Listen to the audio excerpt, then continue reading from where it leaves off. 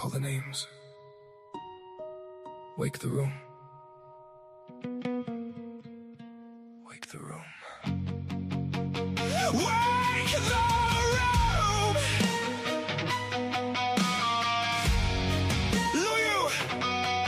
Rex, Pam Ray, Naomi, Afasiana, Babbler, Monarch Soul, Jojo, Gray Eyes, fill my eyes. Poets assemble. No masks, no manners. Say it plain, or say it broken. Monday night in the garden of enlightenment. Low light lit minds, every line got intent. Clock ticks crooked and the room turns vigilant. Quiet so loud you can hear what the tension meant. Then it slips after midnight, manners get murdered. Nice little masks get cracked by a word or a murmur. Twisted Tuesdays twist truth till it turns on its heel. Clean cut faces go strange when the dark gets real.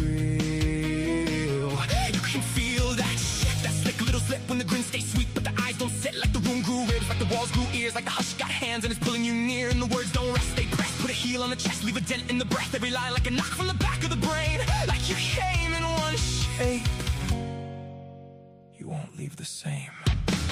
Late night poets, where the room leans in, where the sharp gets shown and the soft don't dim.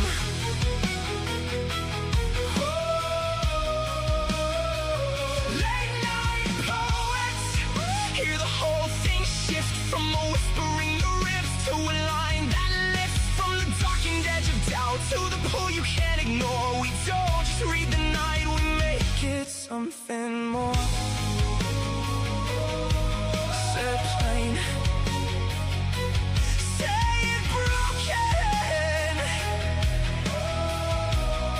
Late night poets, Wednesday breaks, parts in the park, sink down the spine, half halo, half hazard, both hands in the light, in the yard, a seduction walks soft through the smoke, silk on the tongue with the blade in the joke, books and bards, wakes dust in the depth of the shelves, old ghosts lean out and start naming themselves in a craft and sullen up the ache, gets a voice, pain stands up street and makes silence a choice, then break on through when the devil gives way, when the masses sink, but the pulse says pray, echoes in the dark, oh hun, the fear, that thing when no name starts ringing in your ear. Say it, say it.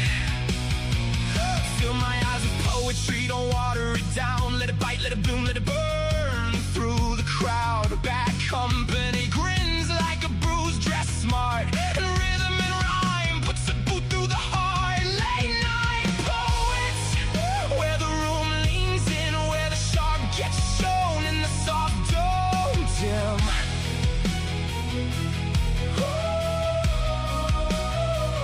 Late night poets, hear the whole thing shift from a whisper in the ribs to a line that lifts from the darkened edge of doubt to the pull you can't ignore. We don't just read the night, we make it something more. Say it plain, say it broken.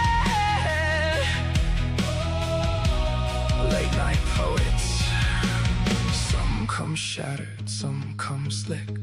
Some speak honey with a blade in it. Some sound velvet, some sound wire. Some walk in low and take the room higher. Some come holy, some come liars. That's the thing! This ain't filler for the dead space, no. This is pulse with the pen, this is blood with the nickel, this is breath to the backbone, ink for the crown, live mics, live nerves, truth laid bare in the round. This is the beautiful mess, the bruise and the bloom, the line that cuts clean and makes a little room. Late souls, wide eyes, all nerve in the dark, a room full of hearts beating hard through the dark. Wake the room, wake the room. Late night poets, where the room leans in, where the sharp gets shown and the soft don't dim.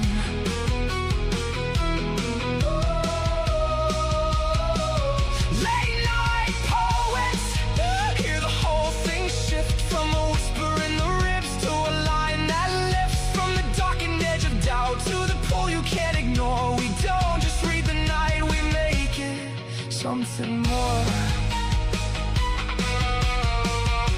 Late night poets. When the clock slips past polite, we tell the truth. LNP, we love you.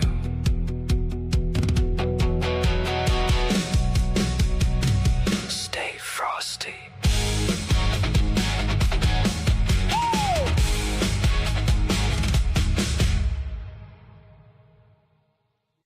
Hello and welcome to Break On Through. Here you can travel realms uncharted, blur the lines, break the chains, open yourself to possibilities waiting to be discovered on the other side. I am Pam Ray, and with me is my co-host IntimidusRex. Rex and I are poets on a website called All Poetry with a group of poets called Late Night Poets. Now, if you find tonight's show is not your cup of tea, please check out our other shows. We have 1 to 2 shows per night on a variety of styles of topics and poetry, something to suit everybody's taste. Also, make sure when you get a chance to check out the poetry anthologies put out by Late Night Poets, because when you purchase those, you not only get amazing poetry, you help support these radio shows. And hello, Rex. How goes it? All righty, what's going on? Oh, let's see. It's raining right now and down to 53, which is absolutely fine with me because it's cozy inside. But we got up to 73 today, and it was just beautiful out. I went for a walk. There was a nice breeze. The sky was blue. The sun was shining. I felt re-energized. I came home, got some cleaning and cooking done, read some poetry, got a contest judged. So, all in all, I have to say it was a pretty productive day. And of course, as always, looking forward to hanging out with you and other awesome poets. How about you? What have you been up to today? Uh, 100 foot long stretch of leaves. The big pile. I had to finally Yep. It's one of gather up. those.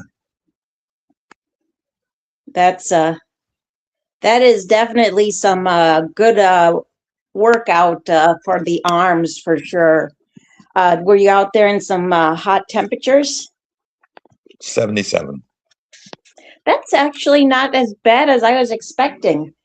I figured since I was up to 73, you must be up to 90, but 77's warm, Saturday. especially when. Oh, what was that? Not till Saturday. Yeah. 77's warm, but not as warm as I was expecting. Tomorrow we're supposed to get up to like 85. So it's probably going to be really humid. And yeah, but that big yard will definitely keep you busy for sure. For sure. Yeah, so I see we have hanging out in Podbean. We have T Manzano, we have Jojo, we have Monty, we have, I believe, Robbie too. And yeah, so it's good to see them hanging out in StreamYard. And then also it's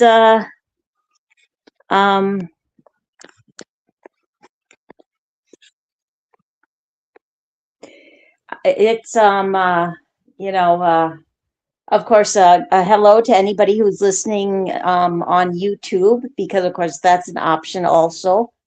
Yeah, I don't know, T. I don't know if anybody else. Am I having a delay when you hear me speak, Rex? Nope. Okay. And neither are you. So I'm thinking that must be on T's side. Yeah. Either that or you thought it was a delay when you had that long pause before you said something. So I don't know, but either way.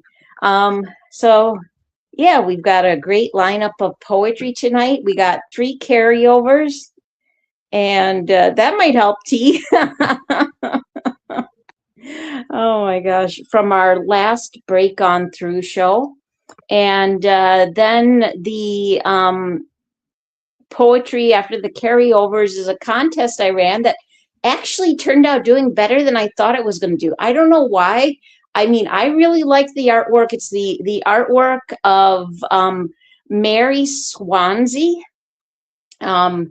And I really like it, but I'm just never sure sometimes how people are going to react to contests. It did get 16 rights, which was decent. She is a little bit about Mary Swansea is she was born February 15th, 1882 in Dublin, Ireland, and died July 7th, 1978 at the age of 96 in London, United Kingdom. She was known for early Irish abstract painting. Her styles included Cubism, Fauvism, Futurism, and Orpheism. So, yeah, anybody who has not checked out her artwork, I highly recommend that you do that. It made for definitely some great inspiration.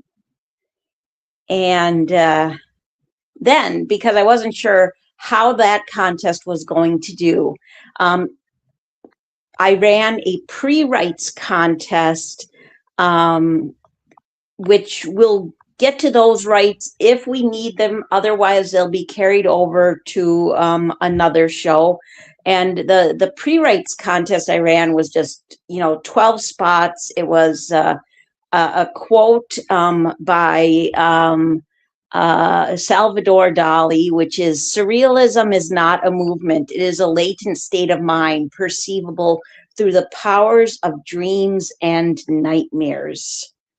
So, all right.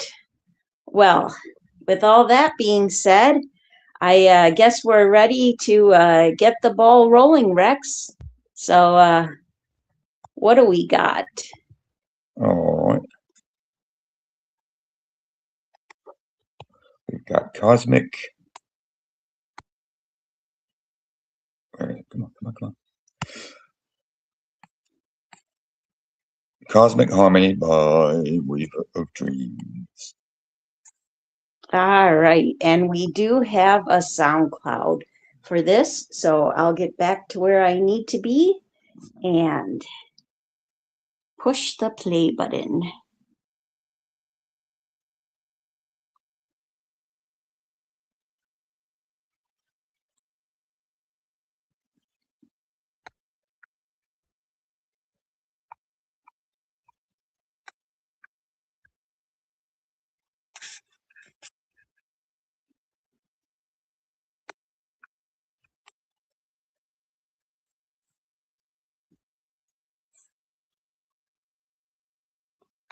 This is not a competition.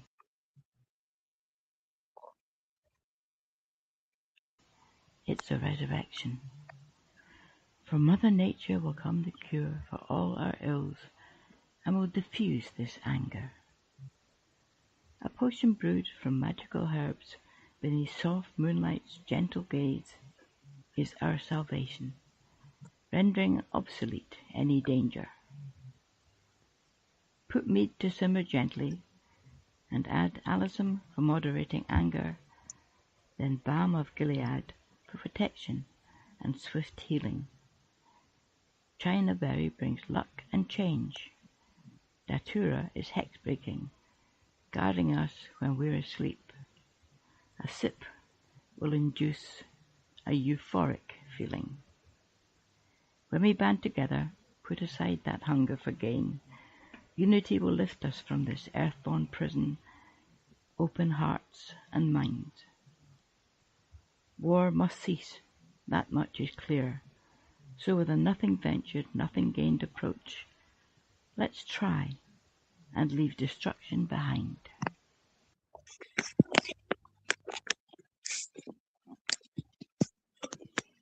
Great read and write here, Weaver. And Kate was inspired by the Ruth Bernhard quote, "The ground we walk on, the plants and creatures, the clouds above constantly dissolving into new formations, each gift of nature possessing its own radiant energy, bound together by cosmic harmony." And Rex, your thoughts? Well, with all the potions and magic, and it kind of walking that note of going back in time to the thought of a living druid, taking from the earth that which can offer up the best in possibilities. You've got what we got: Alyssum, you've got mead, balm of Gilead, and China berry and datura. I like that note. Datura, a hex breaking, guarding us when we're asleep. A sip will induce euphoric feeling. There is well, it does walk on that note of that euphoric feeling from a sip. The idea of well, indulging in Mother Nature's gifts because they have much to offer. Oh, absolutely. Absolutely. Well said there, Rex. I really think this has powerful lines throughout, wonderful imagery and metaphors. This is just a beautiful write on the idea of on how Mother Nature offers gifts of peace and healing, and so in return, we must do the same for her. That the idea that there's so much medicine and healing that comes from Mother Earth. And I think there's great lines throughout, but I especially like her first stanza. "This is not a competition, it's a resurrection. From Mother Nature will come the cure for all our ills and will diffuse this anger." The idea that we need to stop competing against each other to who can make the biggest and the best of everything, because Mother Nature, already has it handled. I also really like the third stanza with the reference to Elysium and the balm of Gilead. So wonderful lines by Weaver of Dreams. Great take on the chosen prompt and very well done. All right. And back to you, Rex. You got Warped by Amber Loves Poems. That was yours. All right.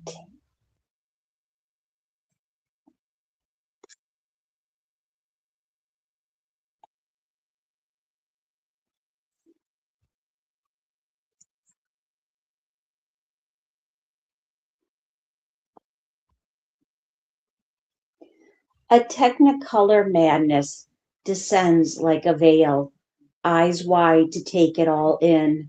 The world glitters, then shifts, colors I've never seen, dancing like fireflies. Reality melts away, becoming somehow more real. Secrets of the universe laid bare. The magic was always here, but hidden. The ordinary transforms extraordinary now, more than what it was before.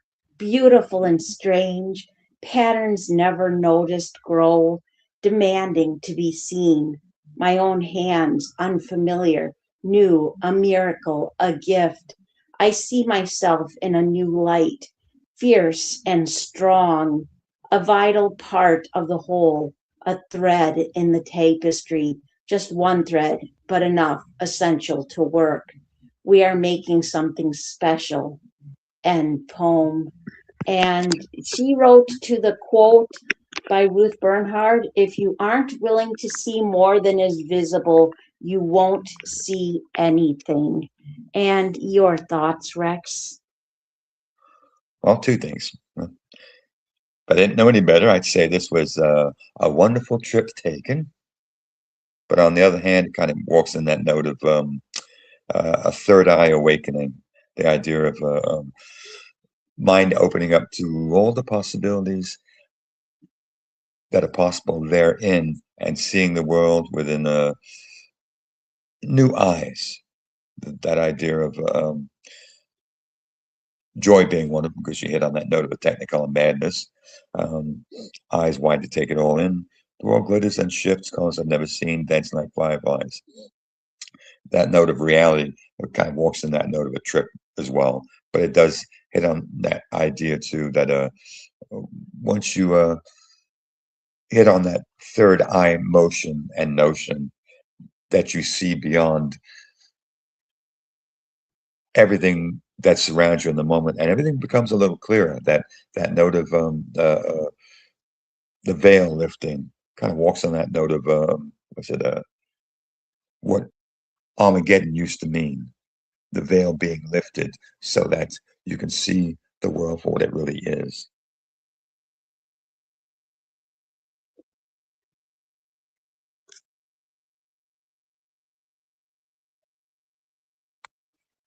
Absolutely, absolutely. Great comment there, Rex. Your voice is sounding a little scratchy. You got your tea next to you or your water? Yep. Good, good.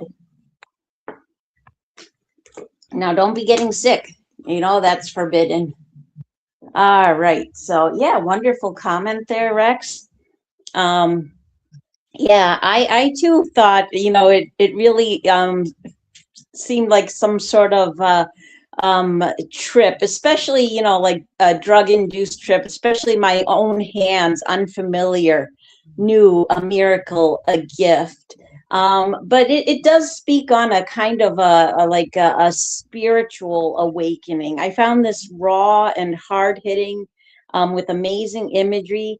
I like how it did speak to me on the opening of the mind's eye, which allows one to discover new perspective of self and the world around them. And I thought there was great lines throughout, but I especially like where it says, secrets of the universe laid bare. The magic was always here, but hidden. The ordinary transforms extraordinary now, more than what it was before. Beautiful and strange, patterns never noticed grow, demanding to be seen. Wonderful lines by Amber Love's poems, and very well done. And back to you, Rex. Can I please be something besides the shoe? By Rick 6. It snowed for days, but then we got one unusually warm day. It actually rained. That night, temperatures plummeted again, turning our little village into something resembling Superman's fortress of solitude. Giant crystals were falling from trees, shattering into millions of pieces on streets and sidewalks. People were advised to stay inside their homes. We couldn't even take 2 steps without slipping and falling on black ice. We had a Monopoly marathon in our basement rec room.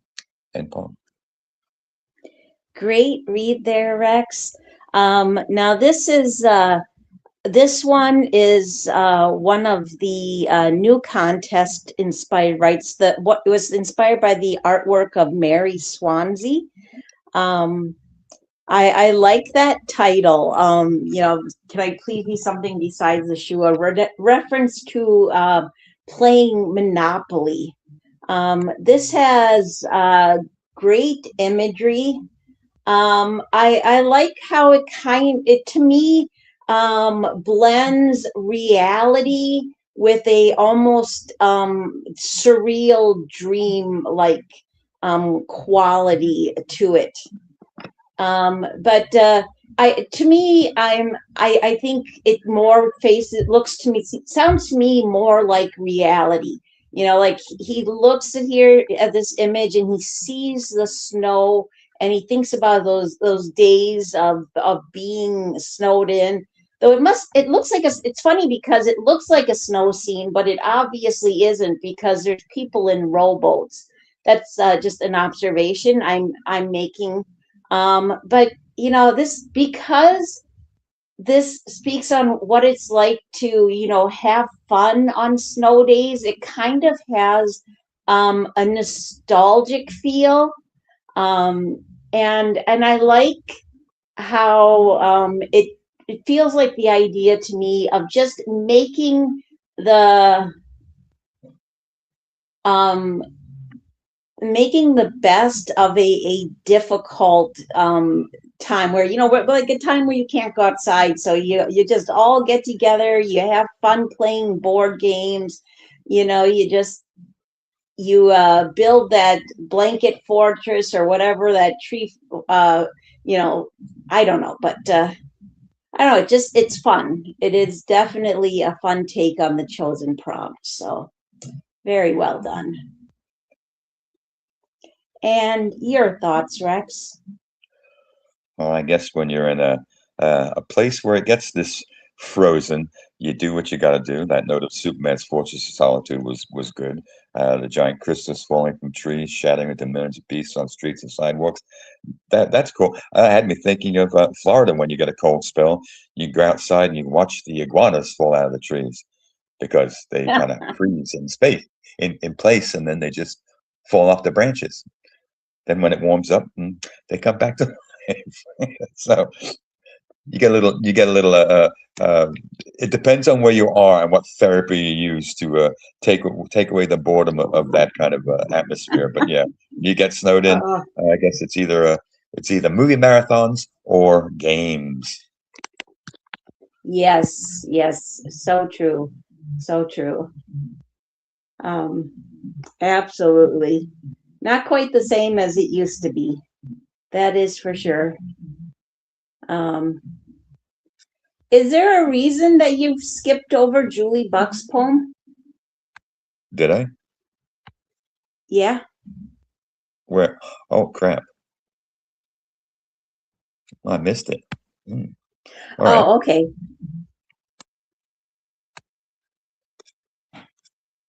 then I guess we'll have to hold on to one I and mean, come back to that one.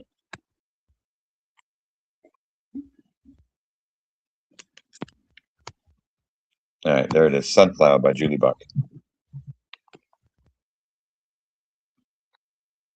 That was yours. all right.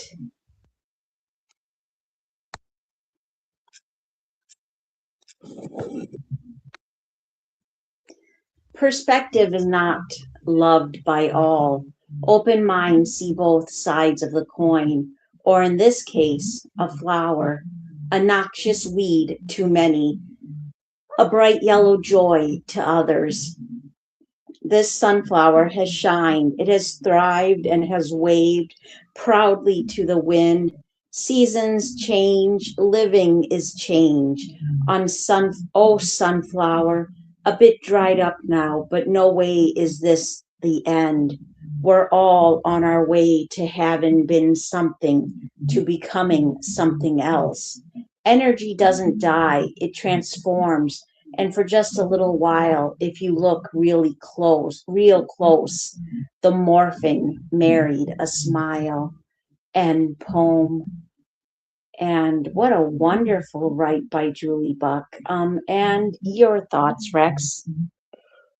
Oh, I like that note of to some a noxious weed, but to others a bright yellow joy. Oh, nice touch. That's sunflower and the idea. They're wonderful, actually, wonderful plants. Not to mention what they provide as a food source, but when the only flower out there that you it actually watch during the course of the day, it follows the sun, so it's always facing the sun. I like that. Some kind of bites on that notion of the metaphor using that if you follow the sun, then you can almost look for something brighter, hopeful, and the idea that all things change. You know, the sun comes up, shines all day, it goes down at night, and then you get another reprieve the next day. So not everything has to walk on that note of doom and gloom, because there is a great thought to, hey, every day is a brand new day, unless you decide to wallow in that which was the old and keep that idea and angle of dyspepsia roiling in your gut.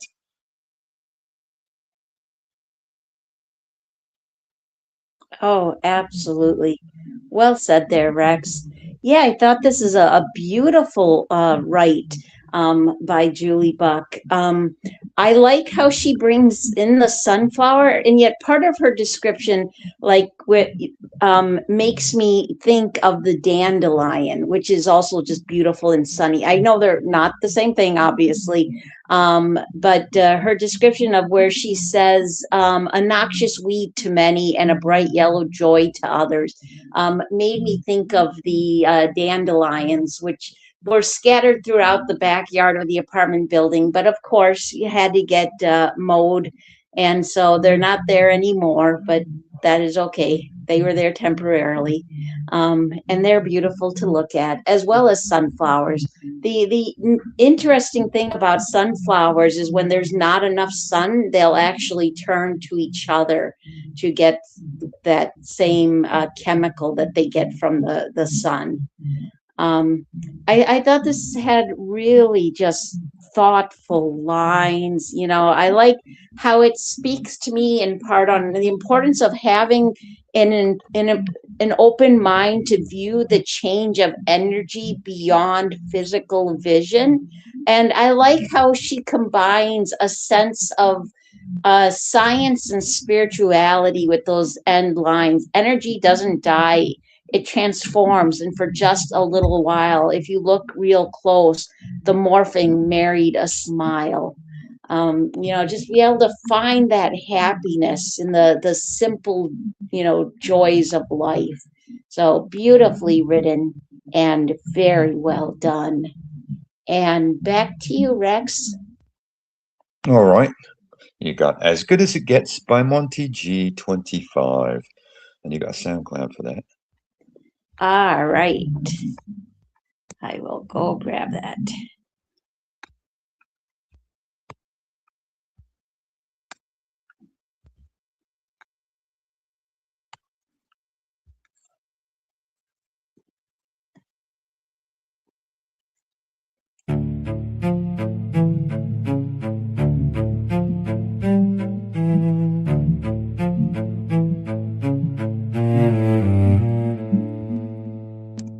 Another night and again I sit alone, all dressed up waiting for the phone.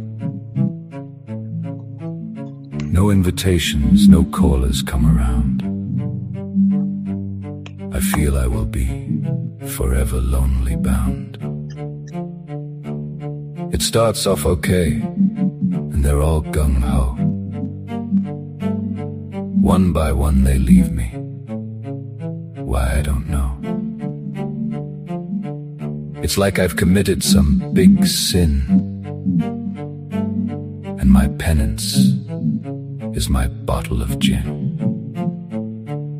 Sure, I'm always pretending to be a clown, beats bearing miserable and feeling down.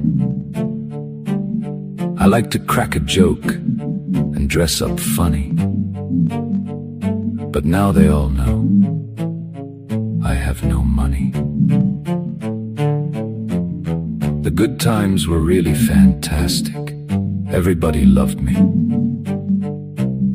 I was fabtastic. Lots of laughs and parties galore. I didn't think I was being a bore. Is this how friendship is supposed to be? Everything for them and nothing for me. They took the lot without a thought. You name it. It was me I always bought. Now there's nothing left for them to take. Their friendship was just a bloody fake. They've moved on to something better still, leaving me to swallow that ugly, lonely pill. Bugger them, one day they will realize what they had staring them in the eyes. Now they can come and beg me to return. I'll say no way, you can go and bloody burn. I'll sit here with my bottle of gin and ponder what might have been. It's their bloody loss, not mine. I'll cope by myself, I'll be fine. Alas, my favorite song is playing. All by myself, I'm saying. That's the way it's gonna be. All by myself, it's just me. Where did I go wrong? I'm always singing this song. Oh well, there's always popcorn in the TV. That's as good as it gets for me.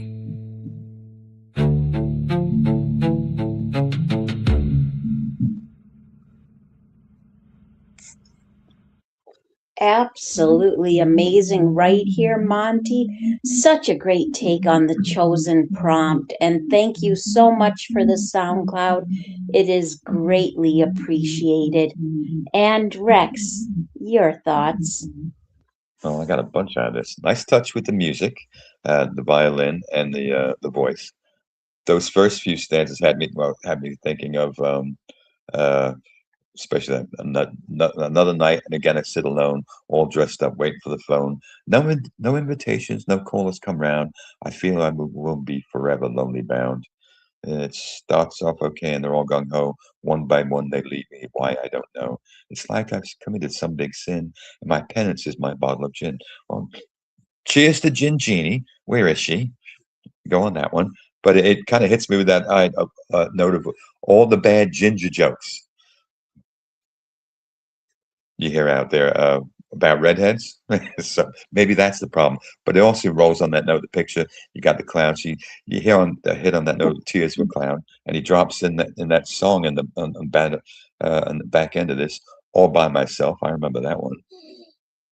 And he drops in a couple of words I like using all the time. Bloody, he's got that in here twice. And bugger. Nicely done with those, Monty. I like that. And hey, you know what? When all the fools leave, bugger them. Popcorn on TV is just right. Celebrate. Oh, absolutely. Absolutely. And I think Gene would definitely agree that adding gin to that is great, absolutely fine too. So, better that than dealing with fake friends. Yeah, I thought this was such a good take on this particular image. The sad looking clown sitting in front of what appears to be a lamp or candlelight. I like the first person narrative and the rhyme and flow. I do like the touches, like you were saying, about using like the words like bloody fake and bugger them, and it's their bloody loss. It's got a really strong, heartfelt narrative to this. In the voice of someone who's starting to realize that sadly their friends were using them simply for their money. And then once the money ran out, there was no friendship left. It's kind of like when somebody wins the lottery and all these friends and family members come out of the woodwork, and then the next thing you know, the money's gone, and they completely disappear. I did like that stanza. Last, my favorite song is playing. All by myself, I'm saying. That's the way it's going to be, all by myself. It's just me. Where did I go wrong? I'm always singing this song. I also like the lines where it says, is this how friendship is supposed to be? Everything for them and nothing for me.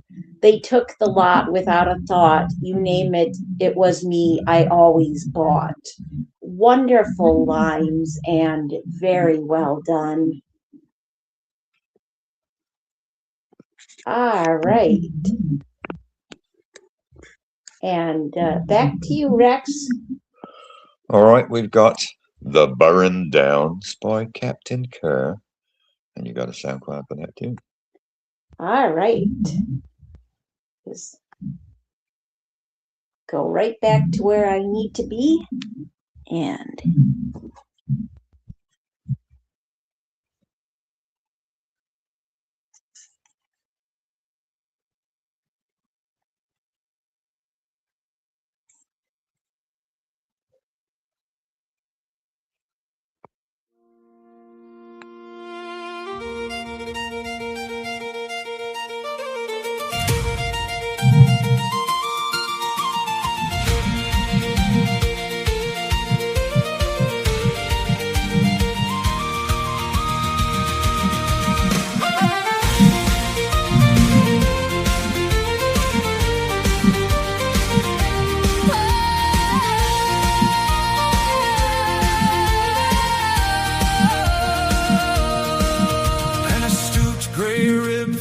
fossilized, appendage upwards climbs, hordes of ochre swarms, sun-driven, reaching out from the blinds. Spring gentians in royal blue roam the deep creviced miles, in love with creamy white events, tundra ghosts of the wild. The Burren's mighty of indigo smiles, where the grapes and glints tumble for miles. The turtles are fading, the dolphins compressed, burrowing hollows deep in my breast. Who dares the emerald shadow? Who dares the dark descent? To waltz upon the feathered rill, to taste the bruising depths. One thread, one horizontal stitch of alchemical gold, resounding my festive echoes to what lies below. The Burren's mighty of indigo smiles, where the gripes and glints tumble for miles. The turtles are fading, the dolphins compressed, burrowing hollows deep in my breast.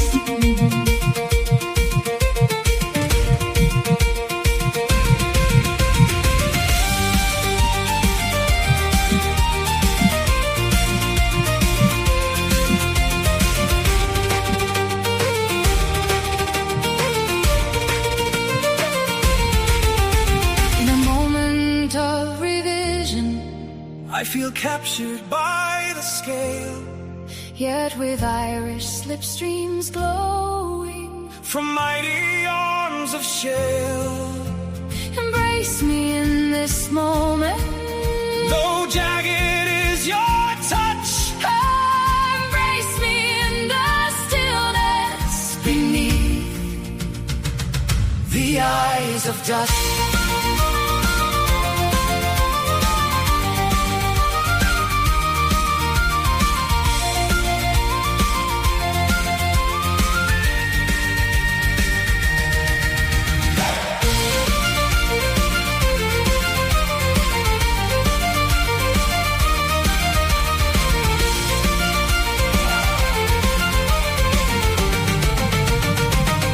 Untethered as a bone white guy,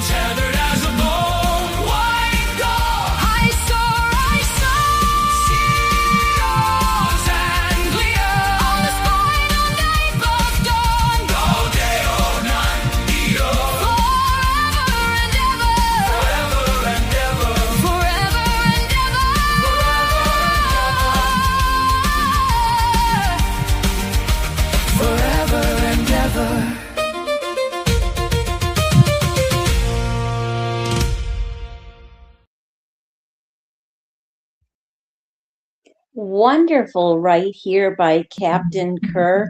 And I have to say, the Irish, the Celtic touch to the music, and within the right was definitely a nice touch for sure.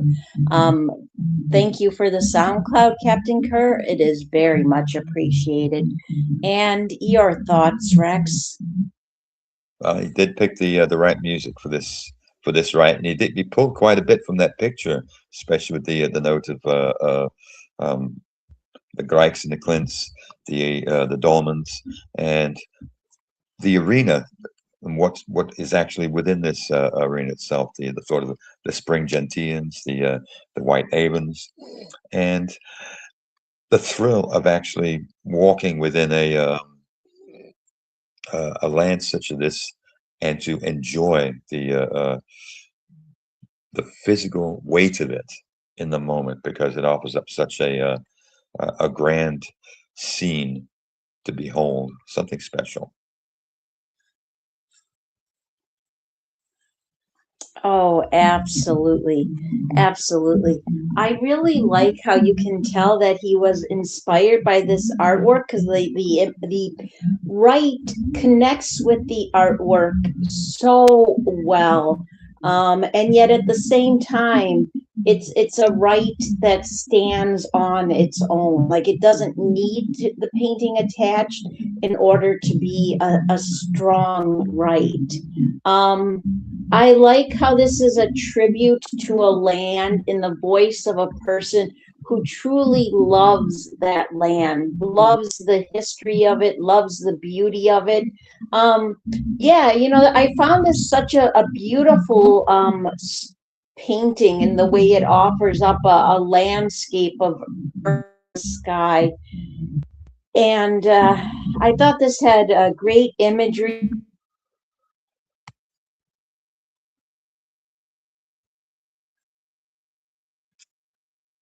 I also You're roboting.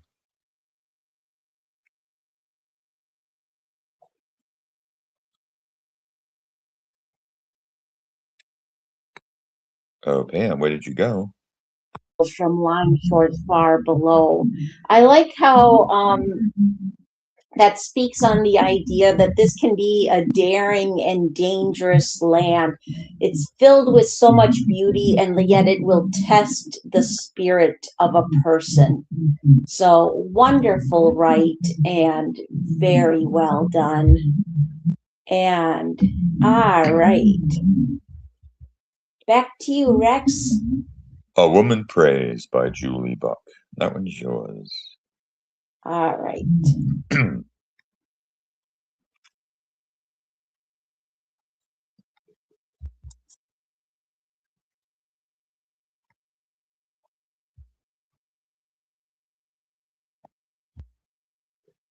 Features somewhat masculine. She lights a candle and recites her favorite prayer.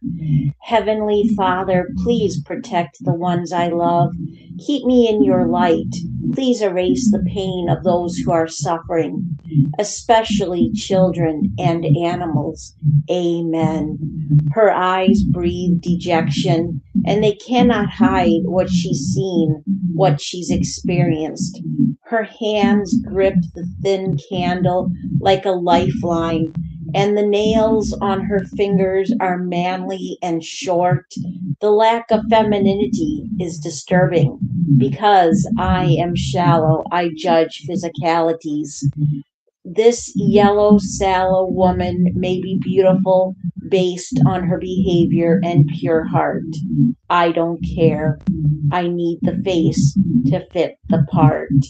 End poem. And your thoughts, Rex?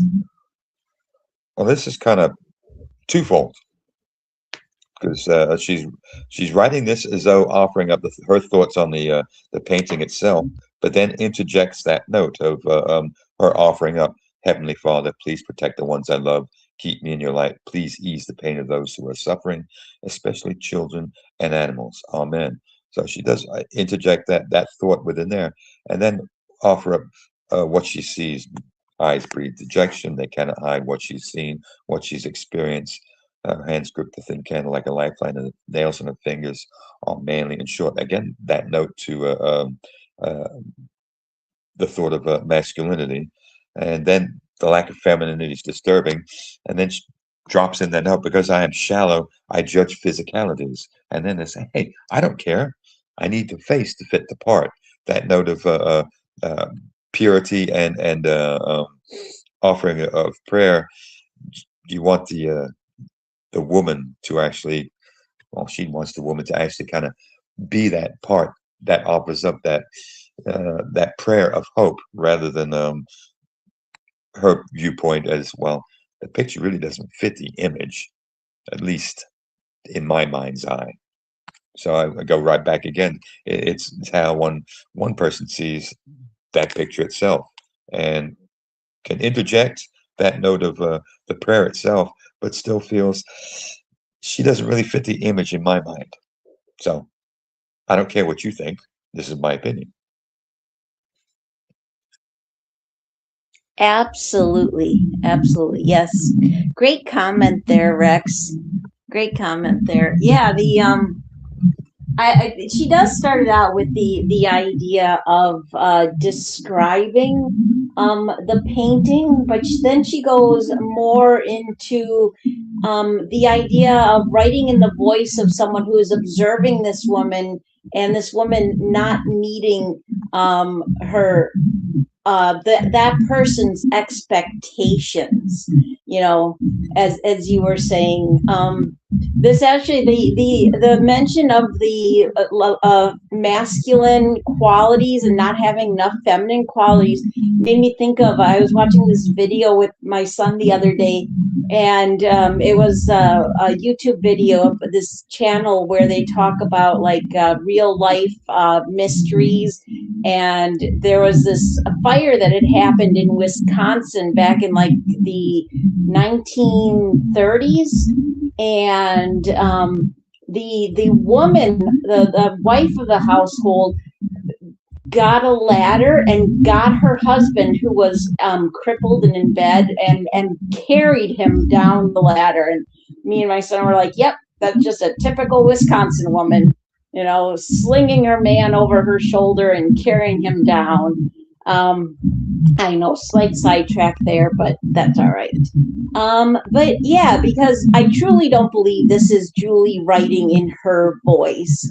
I believe it's Julie writing in the biting irony of the voice of people, not just one person. Well, it's a one person voice, but it's a representation of those people who judge other people by their looks. They look only at the surface. You know, they're the same people that, you know, want all religious pictures of Jesus and Mary to be like just physically beautiful. They don't want to see the raw, the you know, they don't want to see ugliness. They want every representation of their religion, their beliefs, to be physically pure and beautiful. And so, wonderful write by Julie Buck, and very well done. All right. And what do we got next, Rex? Waiting by Gray 0328.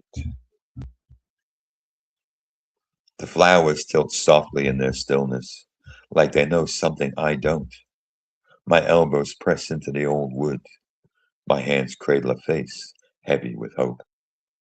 The clock beats louder than my heart. I watch petals unfold without hurry, a rhythm that underlines my impatience, their blooms refusing to fill the silence. Today, the sun feels slower than usual. Its rays stretch across the kitchen floor, creeping closer to the undone dishes, edging toward the hunger I ignore. I imagine his arms around my waist, lifting me like I weigh nothing at all. My feet would fold off the ground, his breath warm against my tangled hair. Tell me the flowers won't stop blooming. Tell me his keys will jangle the halls. That time, stubborn and slippery, can't outrun the certainty of love. And poem.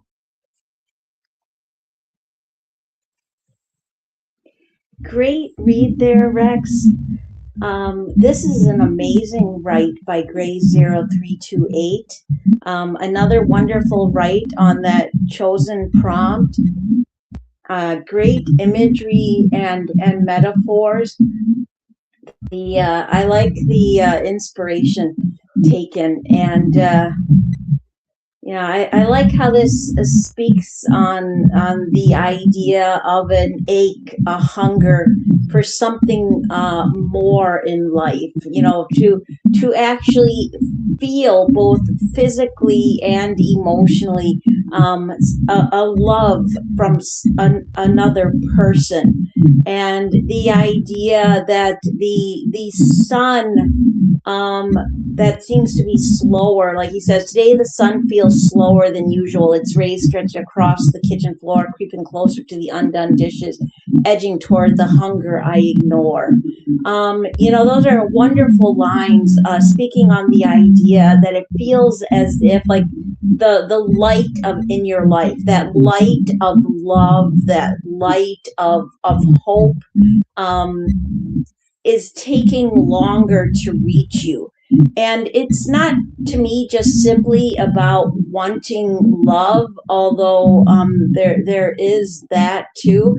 To me, it's the idea of like when one is struggling with depression, the idea of ignoring your hunger, leaving the dishes unwashed, all those things that you struggle to, daily things you struggle to keep up with when your spirit is weighed heavy with depression. And I thought there were strong lines throughout, but I did especially like that third and closing stanza. So very well done by Gray0328. And your thoughts, Rex? Oh, I walk on those very same notes because he does the end lines in those first three stanzas.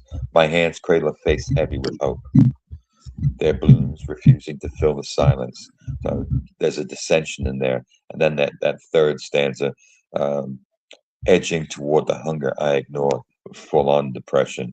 But the last two stanzas kind of threw me for a loop, especially with that picture, because it rolls into that note of missing her lover when the clown itself is kind of male and kind of doesn't, but the back end walks on a different note. I imagine his arms around my waist, lift me like I weigh nothing at all. My feet would fall off the ground, his breath warm against my tangled hair. Tell me the flowers won't stop blooming. Tell me his keys will jangle the halls. That time, stubborn and slippery, can't outrun the certainty of love. Um, it walks right with the note of depression and all, but the back end didn't quite fit the. I wasn't expecting those last two stanzas because of that picture itself. It just threw me off.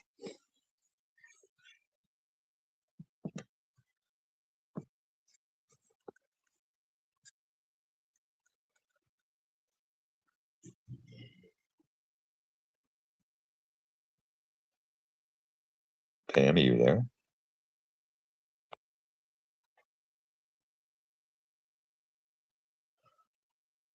Uh-oh. We lost Pam.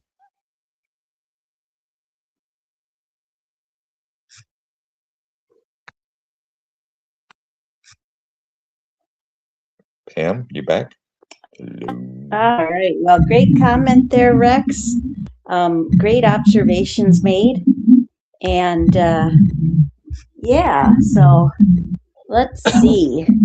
And do I sound better now? Yeah, you sound clear. Okay. You should have said something. Well, you were doing all right, and then you just disappeared for about 20 seconds. Nothing. Oh, well, no, I disappeared because I was told that I was having a lot of feedback. And, like there was a lot of static and feedback when I was talking.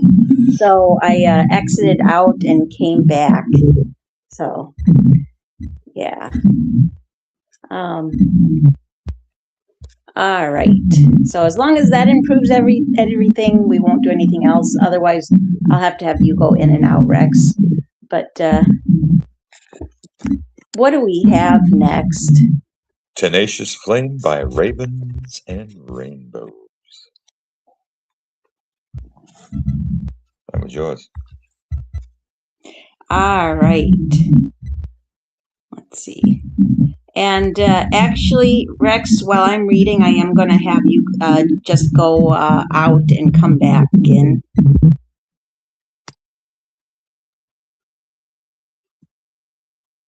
All right, so we have, let me get back to where I need to be.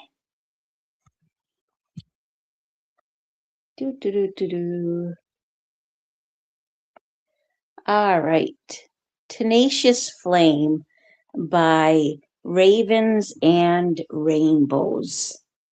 And it goes like this. Who's to blame, tenacious flame? The kerosene was at your reach, and cotton braid like flail you played. Smoke and starry ceiling songs won't console you in the rain. A blame won't change, excuse for life exchange.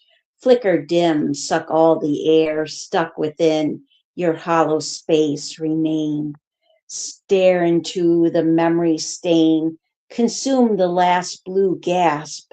Forgive now, remorseful flame. And a threshold, hot-handed reach, poor cotton cord, straining tasks illuminating, dimly charged with narrow halls that stretch. End poem. I'm not actually 100% sure if that very last stanza was actually meant to be read, but I'm guessing it was. I'm guessing it was. But either way, better safe than sorry. Man, this has great imagery.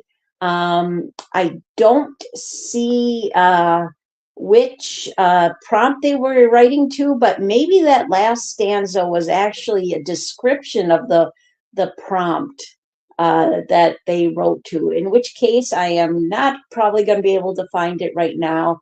I am going to need to, look carefully over it and, of course, read the poem again. But, this has great imagery. I like I like the phrase tenacious flames.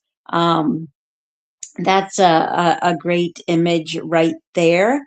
And I like the flow of this, the short lines, the strong visceral imagery. It all makes for a very hard hitting write.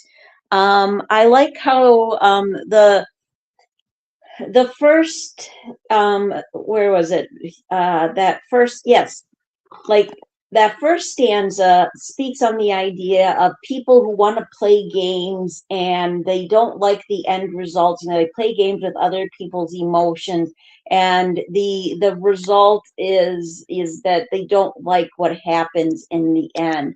I also like how the phrase not only tenacious flame but also remorseful flame, the personification of a flame, and how the last stanza speaks on the idea that because of our life choices, because of the excuses we always make, we're left feeling with this sense of remorse.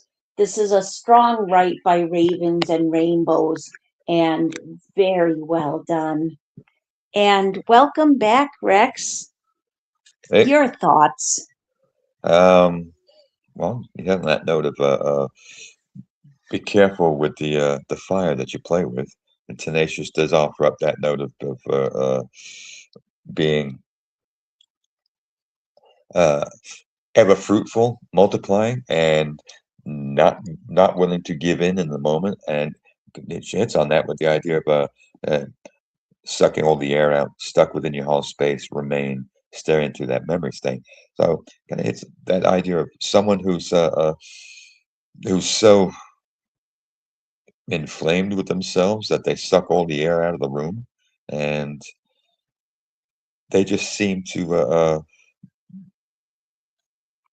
not care about whom they burn in the meantime. So you probably hit on the thought of one who's got a hot tongue, so to speak. And you hit on the back end of this, a threshold, hot-handed reach, poor cotton cord, straining tasks, illuminating, dimly charged with narrow halls that's stretched. Um, kind of hits on that idea. Uh, um, you have such a small time on this planet that you spend your time being the thing that fires itself through everything, and by the time you get to the back end of things, you're out of fuel, and you might not be engaged enough to actually uh, walk those narrow halls at the end of life. Oh, absolutely. Absolutely. Well said there, Rex. All right. And what do we got next? Human Greed Has Become Our Enemy by Ed Hunter. The sun peacefully rose, still creeping through the trees, a hue of morning bliss when dew glistens upon the grass. Nature's way of speaking, life awakens to the treasures from heaven. Melodies are heard from afar with no human interaction. A thoughtful mind is what we have left, for little by little our forests are being destroyed. How many wildlife, how may wildlife survive when the oaks and the grasslands are gone? Culmination, the meaning is to preserve. Mother is impatient. Our flowers sing for oxygen. Crickets chirp while our children sleep. I pray for this planet, for greed is seizing our future. And poem. Great read there, Rex. This is a beautiful and thoughtful write by Ed Hunter. Wonderful imagery. It really just a sense of sadness. I like how he tells an important message in such a gentle voice. And you know that's a strong title for sure. Human greed has become our enemy. That is so true. Our greed is definitely going to be one of our downfalls. Um, and wonderful lines throughout. I do especially like where it says, "How many wildlife survive when the oaks and the grasslands are gone?" Culmination, the meaning is to preserve. Mother is impatient. Our flowers sing for oxygen. Crickets chirp while our children sleep. I pray for this planet, for greed is seizing our future. And that is so true. I like that he refers to, Mother Nature, Mother Earth as mother. Mother is impatient. Our flowers sing for oxygen.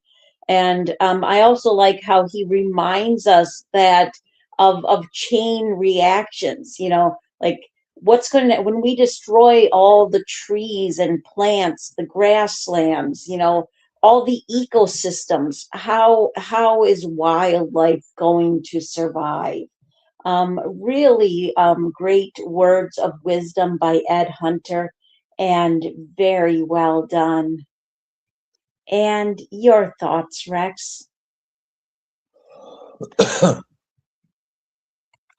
Well, it parses itself between that the idea of the peaceful tranquility of nature itself, but thereby driven by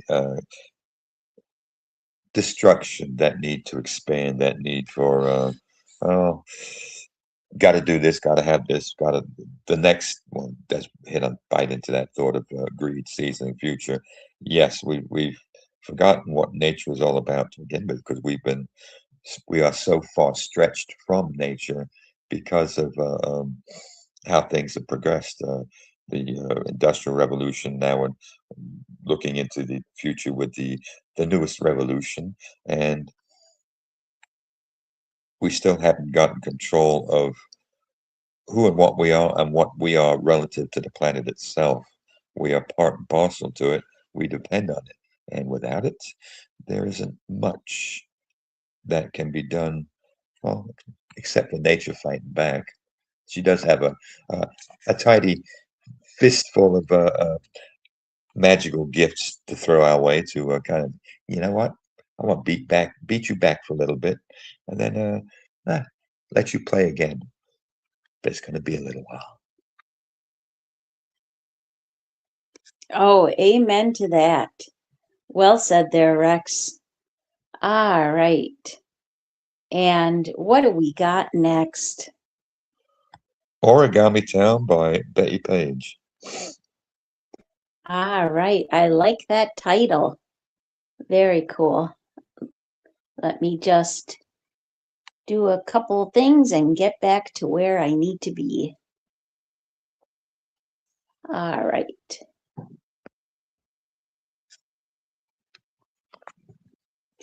Honeysuckle scents, Bade Soleil, orange sweet, softened colored glass, panoramic skies, laying still in emerald glass, watching clouds drift by, coastal pretty town, sky blue homes turn sapphire as full moon rises. Leo Carrillo walks along Malibu coast, collects pastel shells. Me and grandmother as grandfather cooks us food, watching waves fireside, toasting up some s'mores, playing Uno, checkers, chess, favorite memories, now just me by sea. Hummingbirds float above me. I feel their embrace. End poem. And she says in her AN that this poem is dedicated to her grandmother and grandfather, whose favorite place was Leo Carrillo. What a wonderful poem for it to dedicate to her grandparents. Your thoughts, Rex? It is a place, Leo Carrillo, but it was also an actor from back in the day. He played Pancho in the Cisco Kid. Didn't know he had a place. I didn't know he had a place named after him. So, cheers, Betty. I like that. Um, there's something sweet and nostalgic. You got the honeysuckle scents, panoramic skies, uh, um, laying still in emerald grass. I'm thinking she probably meant that to be grass, not glass. Watching the clouds drift by. So there's a note to youth and what one sees and remembers from that time. And she does hit on me and my grandma, and me and grandma as grandfather cooks his food, watching waves fireside, Uno, checkers, chess, favorite memories. Hummingbirds float above me. I feel their embrace. So it's kind of a very cheerful note, something different. This isn't the usual Betty we get. This is more of a nostalgic feel for memories that are seated deep and what it was like once upon a time.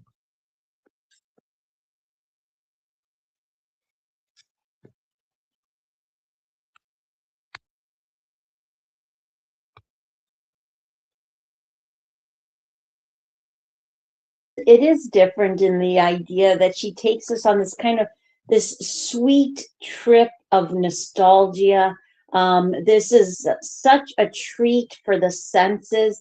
And I can relate to this, even though I grew up in a totally different area.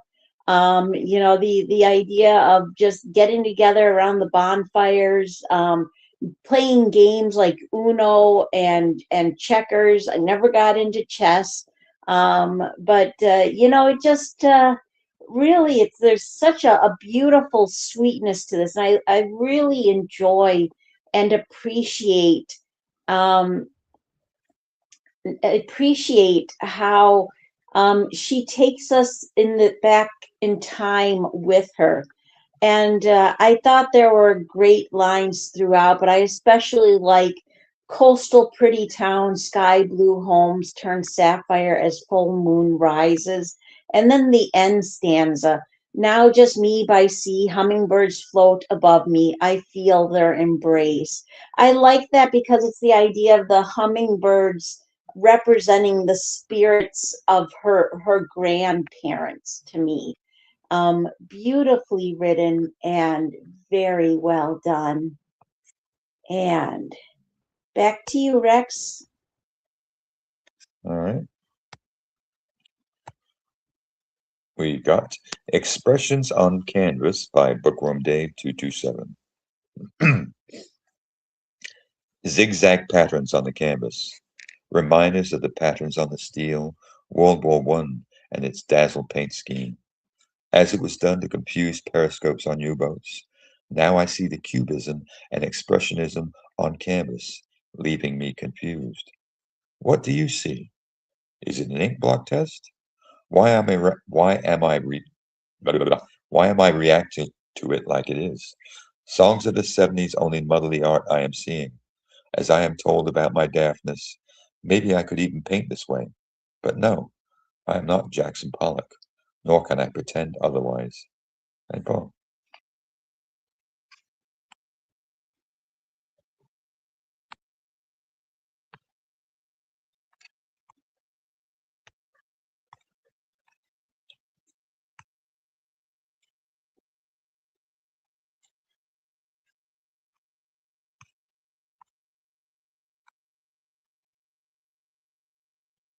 I like the questions asked. What do you see? Is it an ink blot test? Why am I reacting to it like this? And I like that this becomes, and those lines there become a psychological analysis of the person of observing the art. I thought Jackson Pollock was an interesting choice. I don't know if I would have gone with Jackson Pollock, but I get it. I get it because he's got with his splatter art, his movement art, he has a style that's kind of difficult to interpret. And But to me, I feel like Mary Swansea's surrealism art, or the type of art she does, is more purposeful in its painting and its patterns. It's not the kind of toss and splatter art that Jackson Pollock does. And when I say toss and splatter, I don't mean that in an insulting way. I'm just, like the kind of art that he does. But this too has a nostalgic touch to it. Or let's see, songs of the 70s only muddled the art I am seeing as I am told about my daftness. Maybe I could even paint this way. I think that actually gives me a chuckle. I feel like, first of all, that stanza speaks on the idea that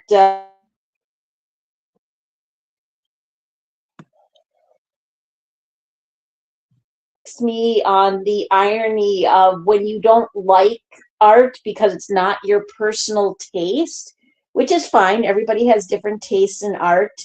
But when it's not your personal taste, people will judge you because of that. Um, and For not supposedly understanding, when really it's all about, how does the art speak to you, the painting, the poetry, whatever art form it is. So nicely done by Bookworm Dave 227. And your thoughts, Rex? I like this first two stanzas, the zigzag patterns on the canvas, and that note of what they represented to him once upon a time, reminding of the patterns on steel, that idea of uh, folding steel and refolding it and heating it again, pounding it out, refolding it, heating it again, pounding it out, refolding until you get that pattern on the steel that you want. Nice touch with that. And then the thought of the World War One and its dazzle paint scheme, um, as it was done to confuse periscopes on U-boats. Now I see the cubism and expressionism on canvas, leaving me confused. So it's gone from one idea of confusion during the course of wartime, and how it was used, and yet the expression that is being used now leaves him confused when he hits on that bite. What do you see? Is it an ink blot test? Why am I reacting to it like it is? Well, it is what the mind is used to, what you can see within it that actually appeals, and obviously it doesn't. But the songs of the '70s only muddle the art I am seeing. Well, that's pretty funny. As I am told about my daftness, maybe I could even paint this way, and then that thought. But no, I am not Jackson Pollock. Again, drawing on a different scheme and a different thought to art, and yet finding it not appealing. Jackson Pollock is definitely another realm of outside the box and in delivering in the form of art. So yeah, could leave a lot of people confused.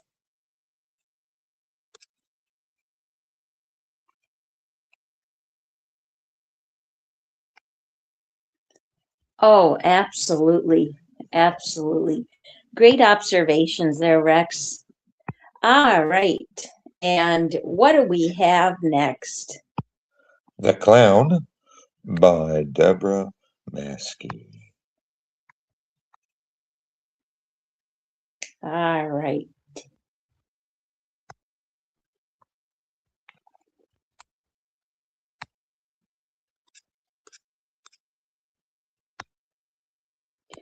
The performance of the clown ends. The laughter dies. The show is over and the tent is empty. He he tried. He's tired as he wipes off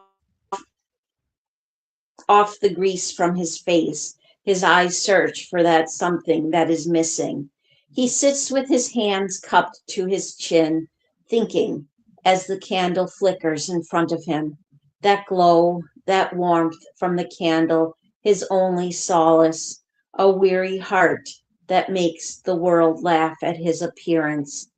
The world laughs at his play and funny acts, but here he sits, alone, thinking of a better tomorrow, a deep silence of a life gone by.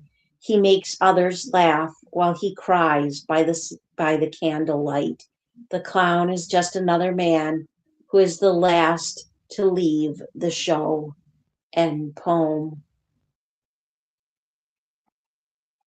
Oh, and your thoughts, Rex?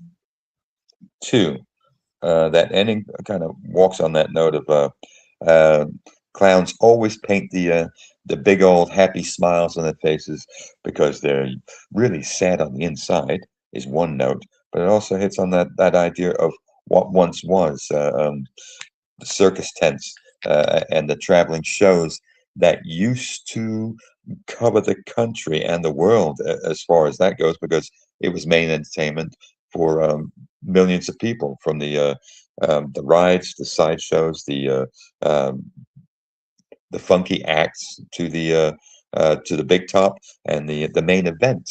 Clowns were always part of the show that kept the laughter rolling, because you roll in with that little funny car with 10 clowns jam packed into it. And they fold out one by one, and all hell breaks loose.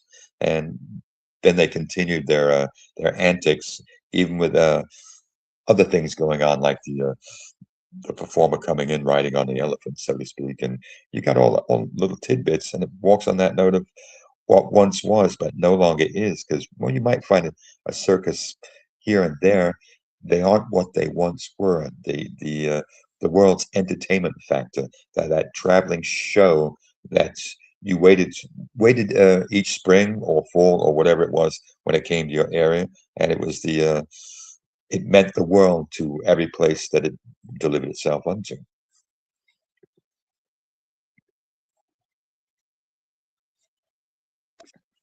Absolutely, absolutely. Great comment there, Rex. While I'm commenting, Rex, I'm going to need you to step out and come back in, please. Thank you. All right. Yeah, this is a wonderful write by Deborah Maskey.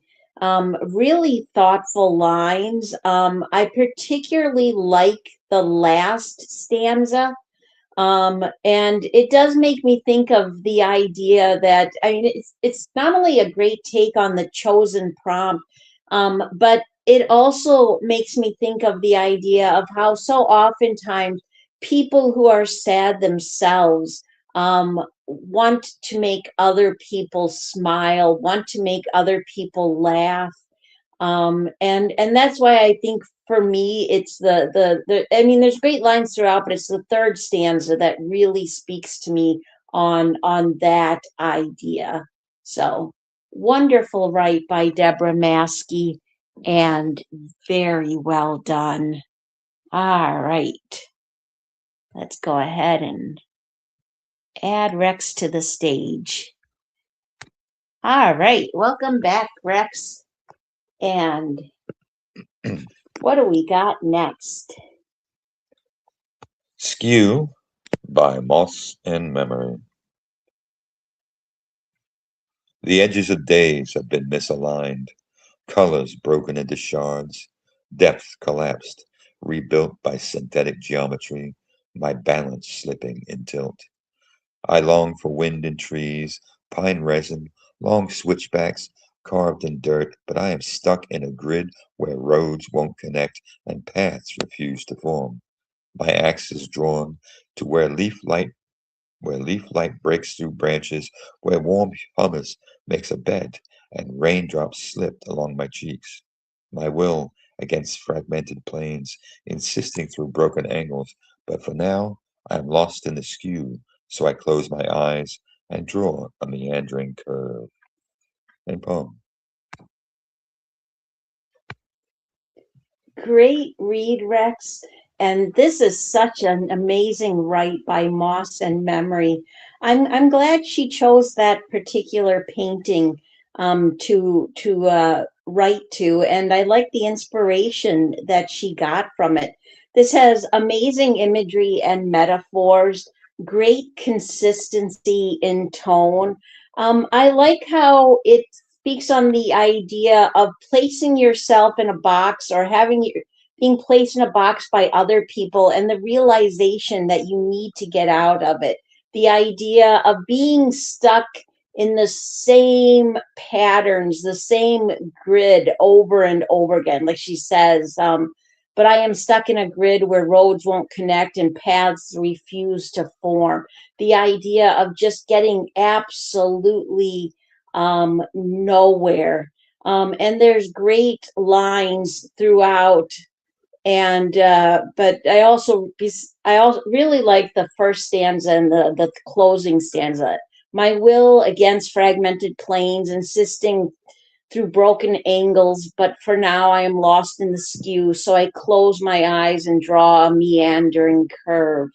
You know, that idea of it feels like the idea when life doesn't go as expected, when you feel trapped, when you're either physically or emotionally trapped, and you can't, you know, the you want to take new paths, but for the time being you have to allow those paths to just simply meander throughout your mind.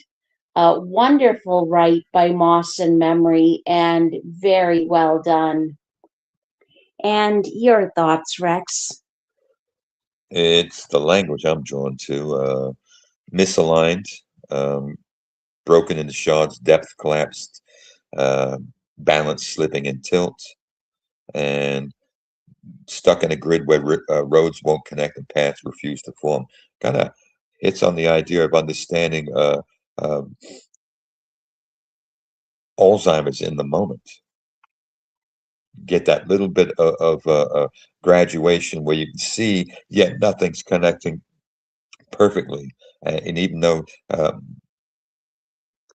her axis is drawn to where leaf light breaks through branches, where warm hummus makes a bed and raindrops slip along my cheeks, and the tears. My will against fragmented planes, insisting through broken angles. But for now, I am lost in the skew. Again, that note, the skew being that idea of the disconnect uh, with mind and function. And So I close my eyes and draw a meandering curve. I kind of hits on the idea of uh, getting drawn all the way into the thought of gridlock of the mind itself.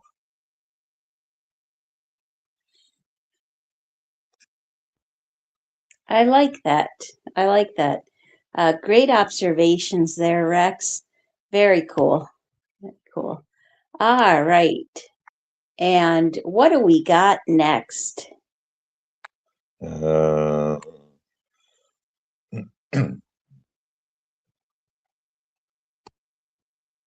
Please Love Me by Teresa Streschenko.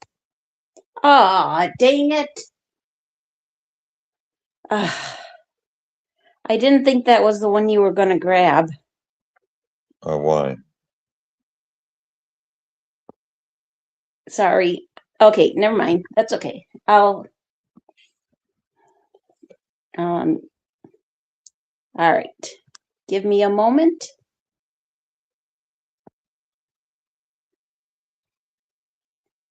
All right. Okay. Is it my turn to read? Yeah. Okay. Me. All right. So this is Please Love Me by Teresa S.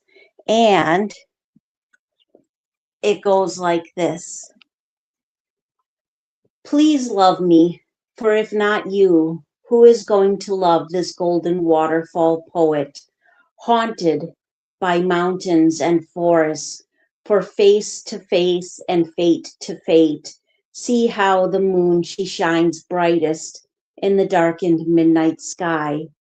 The moon loves the night, and the night loves the day. We have no choice, you see, for you are you, and I am me, and I am pure light, and you are fire. So please love me. Thank you. End poem.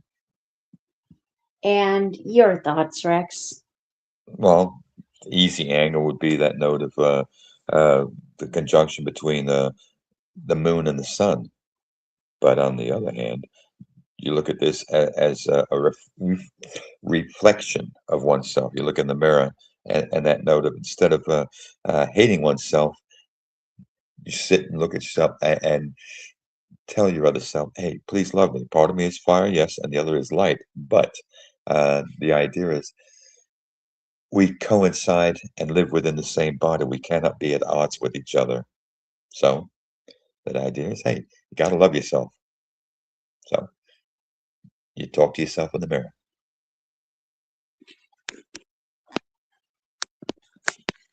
Yeah, I like that observation. Very cool there. Yeah, this is a wonderful emotive brevity. I like the first person narrative. I like the realization of and I do have to agree with you that it does seem more to speak on the idea of somebody learning to love themselves, especially where it says, for if not you, who is going to love this golden waterfall poet? I mean, it could be another person, but to me, it speaks on that saying, if you can't learn to love yourself, that you got to learn to love yourself. Um, and I liked the reference to both pure light and fire. And I like that because the idea that they're both necessary. You need the softer light, like it kind of makes me think of, actually, the other thing that I think of with those lines is a conversation between the sun and the moon. This, the moon being the pure gentle light, and the sun being fire, and the idea of how that can represent the two sides of our nature. I'm actually very curious because I don't have the images memorized, so I want to see what prompt 10 is. Oh, okay, I see. It's the same one that Julie Buck wrote to. I see. Well, that is That is a really great take on that prompt. Interesting, interesting. I guess for some reason I started thinking, do I have an image with a sun and a moon? But I don't. But it does have light, and I could see that represented in those lines. So excellent, right, and very well done by Teresa S. All right, and what do we got next, Rex? Life can stand still when you hold your breath and count to 24 by Pixie Sticks. We pause to inhale the sweet scent of this finite moment. Hold it tight. Draw it inside, deep into the depths of the lungs, embraced by a loose hug of ribs. Damn. We count to 24 out loud, minus Mississippi's. Ready or not? We were young and just weren't either. Somehow life stood still, like that blue ceramic vase, a pigmented hush on the kitchen table, artistically arranged. With the slightest brush of hand, my oil, your canvas, we were overstuffed, brimming with fresh cut poppies and delphinium. It was during that June we first forgot to exhale. And poem. Great read there, Rex. This is an amazing write by Pixie Sticks, who is a new name to me. I look forward to reading more of them. I'm glad they were inspired, and I hope to, that they'll be inspired for future contests. Wonderful imagery and metaphors, great use of spacing, and I think the spacing in this is really needed, especially with the first line being "we pause." Like when you have a line like "we pause," there should be a space to give that physical indication of that pause. Great lines throughout.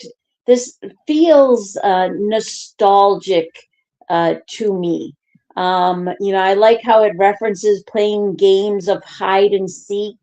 We count to 24 out loud, minus Mississippi's Ready or Not. We were young and just weren't either. Somehow life stood still, like that blue ceramic vase, a pigmented hush on the kitchen table, artistically arranged. It does have a nostalgic feel, but it also feels like the idea of looking back at a time where a relationship was at its peak, where everything seemed wonderful, everything seemed gentle. It was like the summer of a relationship, but it can also be the idea of the summer of youth, the innocence of youth. um and I love the imagery and metaphors, the references to the different colors, and the idea. I like the way also how the beginning and the end create a circle. We pause to inhale the sweet scent of this finite moment. That realizing that a moment has only so much that it can offer us, and then it will pass. And so we really need to live in the moment. We need to appreciate it. But then the ending says it was during that June we first forgot to exhale.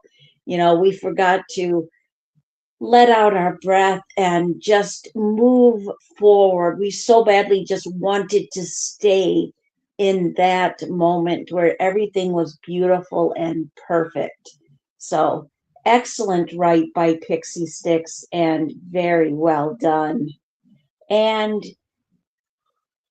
your thoughts, Rex? Um, well, the opening hits on that note of drawing breath and holding it in the moment. Uh, that does walk into that idea of keeping it valued in the moment. The thought of counting to 24 out, the Mississippi's Ready or Not. We were young and just weren't either. That note of uh, not young enough to hold it longer, but old enough to know that, hey, with that note of that that very last large stanza. With the slightest brush of hand, my oil, your canvas, we were overstuffed, brimming with fresh cut poppies and delphinium.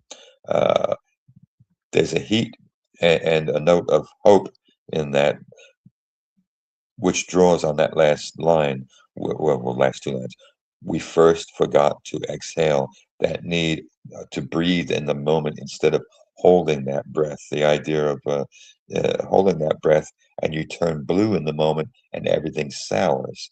Now, if you breathe, then you face that note of actually taking a step back to realize uh, fires burn out quickly when there's no oxygen left.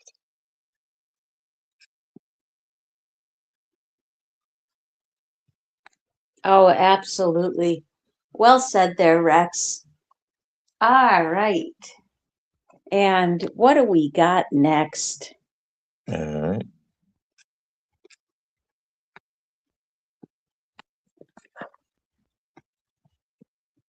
Stroll down shuddering sky by poetic debris.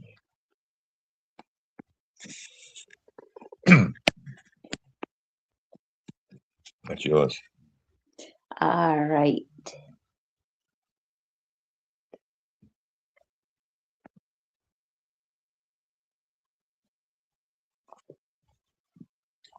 A fallen star crumbled under my feet.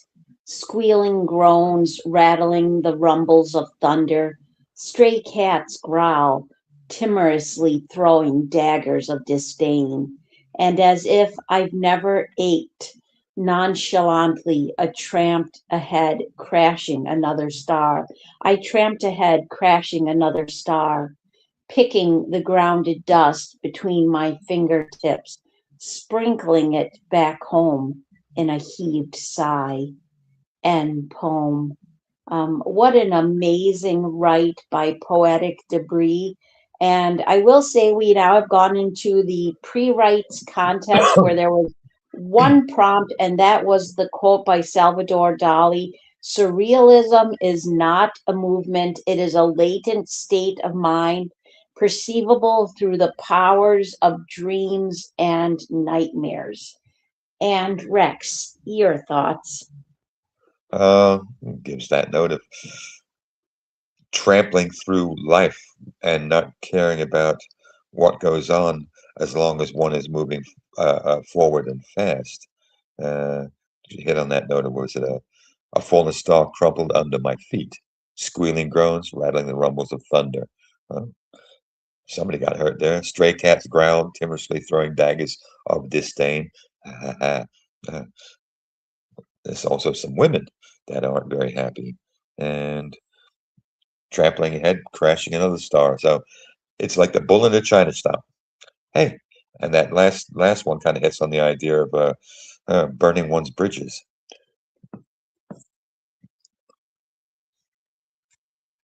Oh, absolutely.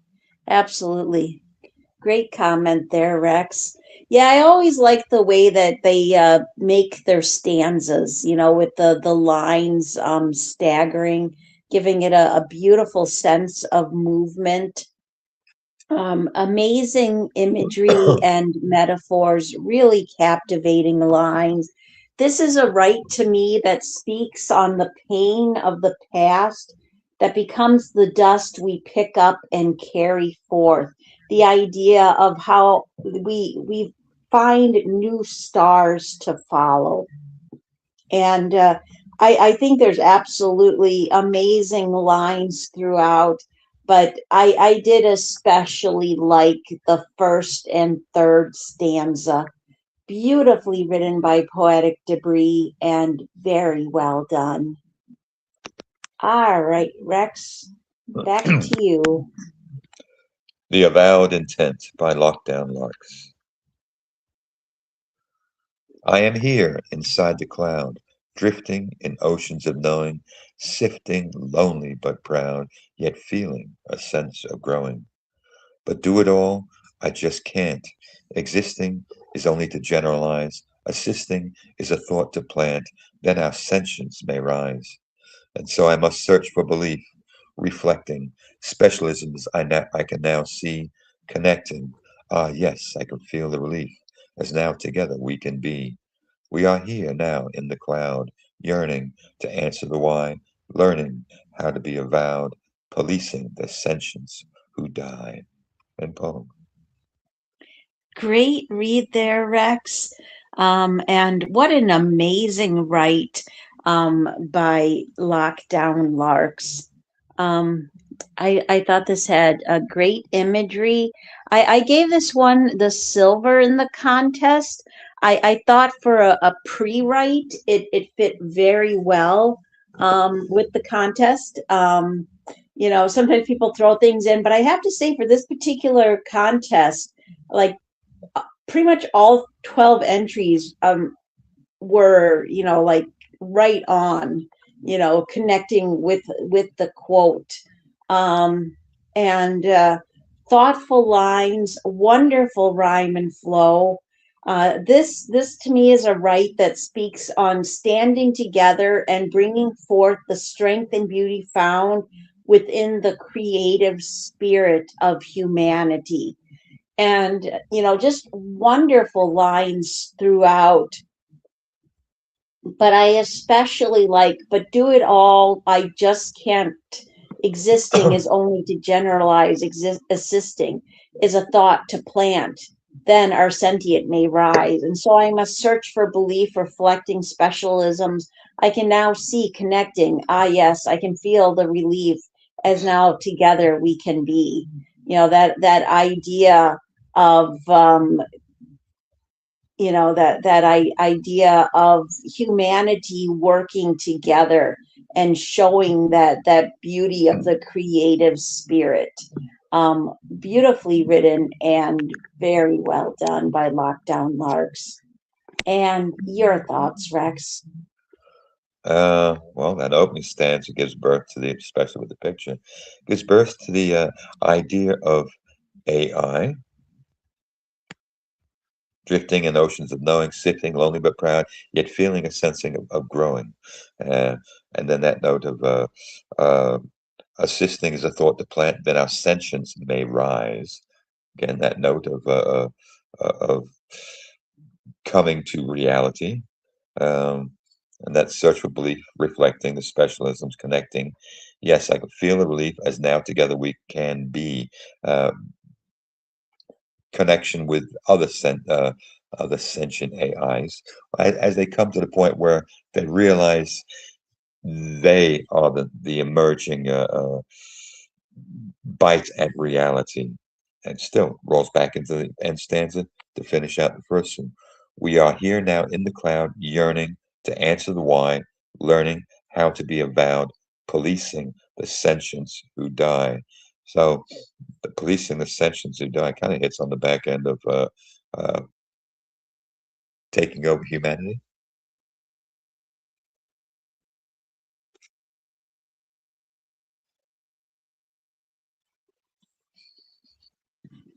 Great comment, Rex. And what do we got next? We have A Room with Too Many Doors by Letters by Larry. All right. Let me just do a couple things and get back to where I need to be.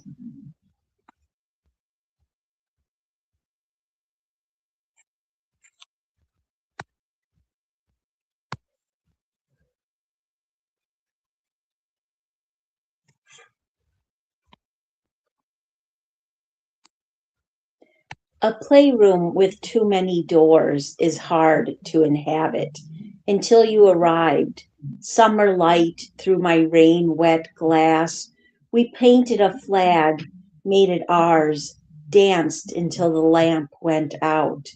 But the hinges kept moving. Today our room holds its shape without us, and I keep choosing the closed door. End poem. That is just a beautiful and heartfelt write. And your thoughts, Rex? Uh, well,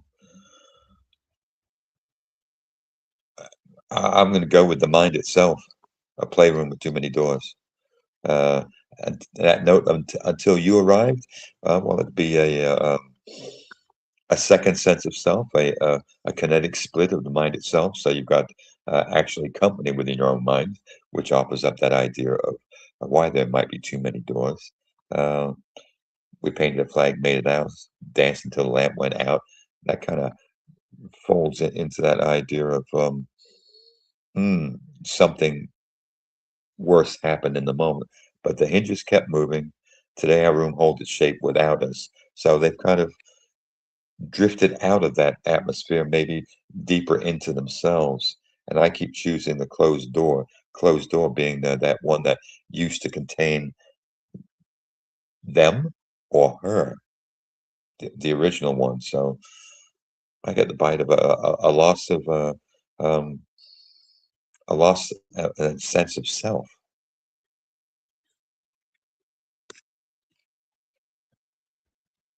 Great observations there, Rex.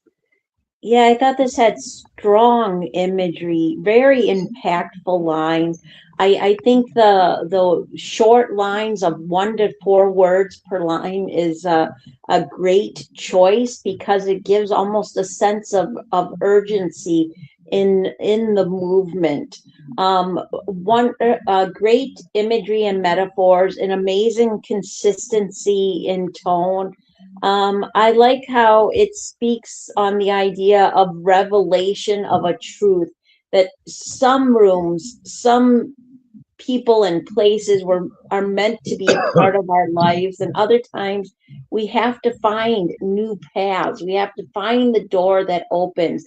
And the idea of I keep choosing the closed door um, is that a thought on going after those things that aren't meant for us or making the same mistakes over and over again so that we're unable to find ourselves, on new paths to be taken. An amazing write by Letters by Larry, and very well done. All right, back to you, Rex. A Game of Words by Gronwy. With bones ground down to streams of consciousness, kept in jars of haunted brains by sellers of the mind, digitally stored in some cloud hiding misquoted thought, a glory of pretending fools believing them all true, the carpe diem of tragedy in facts as alternatives to lies. In the end, it's just a game of lines. Et brute? Playing at writing words, watching them betrayed by fools, shouting out new stories, but ending all the same. Sitting at a desk, watching history through a window pane, seeing figures in new disguises come and go, wondering where Quixote is to tilt their false windmills, or is all in all the misery of Tolstoy and Hugo and Poe. Great read there, Rex. I thought this was an amazing write. I gave this one the bronze in the contest. It's an amazing brevity that has quite a bit to say. I like the different historical and cultural references to famous writers.